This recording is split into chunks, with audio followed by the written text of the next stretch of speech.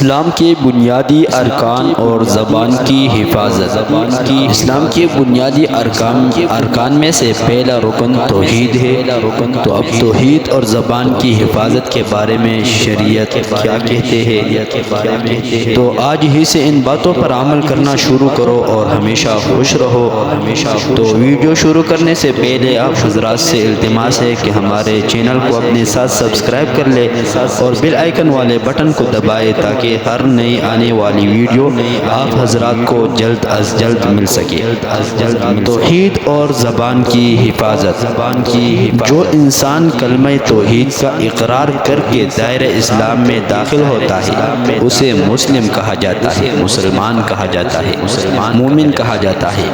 اور جناب نبی کریم صلی اللہ علیہ وسلم نے مسلمان کی جو تعریف فرمائی وہ ملاحظہ فرمائی۔ کس نے تعریف فرمائی؟ حضور صلی اللہ علیہ وسلم نے۔ جناب رسول اللہ صلی اللہ علیہ وسلم کا ارشاد مبارک ہے کہ مسلمان وہ ہے جس کے ہاتھ اور زبان سے دوسرے مسلمان محفوظ رہے۔ صحیح بخاری کتاب الایمان باب المسلم من سلم المسلمون من لسانہ و یدہ۔ یہ حدیث امام بخاری نے لائی ہے۔ کیا حدیث ہے؟ مسلمان وہ ہے جس کے ہاتھ اور زبان سے دوسرے مسلمان محفوظ رہے۔ تو یہ مسلمان کی تعریف کس نے کی؟ حضور صلی اللہ علیہ وسلم نے کی۔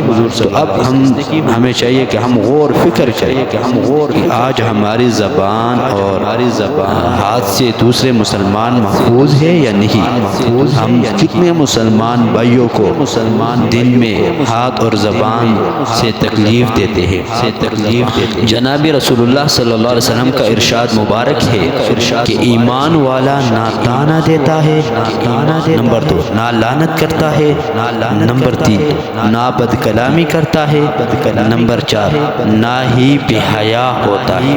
یہ ترمذی میں لکھا ہوا ہے۔ کتنی بات؟ 4 باتیں فرمائی۔ تو آج ہم دیکھیں ہم ہر کسی کو تانا دیتے ہیں کہ نہیں دیتے ہیں؟ لعنت بھی بیچتے ہیں لوگوں پر۔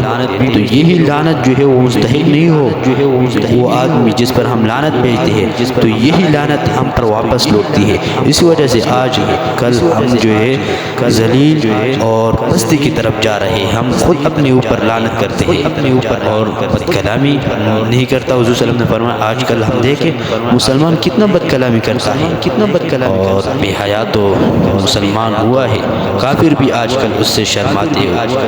شیطان بھی کہے گا کہ میں نے اپنا کام تو چھوڑ دیا، مسلمان کا نفس جو ہے وہ اتنا بے حیا ہو گیا ہے، وہ خود بے حیائی کی طرف جو ہے آگے بڑھتے ہیں، بے حیائی ملاتے ہیں۔ تو آج ہی سے ہمیں چاہیے کہ ہم ان 4 باتوں پر عمل کریں، نہ تانا کسی کو دے، نہ لعنت کرے، نہ بد کلامی کرے، نہ ہی بے حیائی بات کرے۔ تو اللہ تبارک و تعالی ان باتوں پر مجھے اور آپ کو عمل کرنے کی توفیق عطا فرمائے۔ والسلام۔